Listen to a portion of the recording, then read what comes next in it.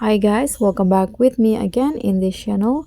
On today's tutorial, I'm gonna show you how to make this after effect like movement effect in CapCut. So you can make this movement or animation for your logos or maybe image. So here, add your logos or image to CapCut. So I'm going to add it as overlay. Okay, this one, click on add.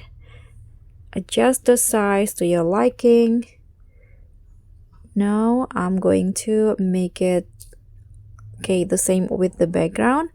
Now go to the video effect, click on the nightclub category, and then select the play pendulum effect, this one, and adjust it like this. So for the twist, 0, strength, this intensity or strength 26, and then the speed 26, and the sharpen 100. Click on the check icon. Okay, now click on object and choose overlay. Now you'll have your logo move like this. So that's all from me. Thank you so much for watching. Don't forget to like, comment, and subscribe. Also click on the thanks. Bye.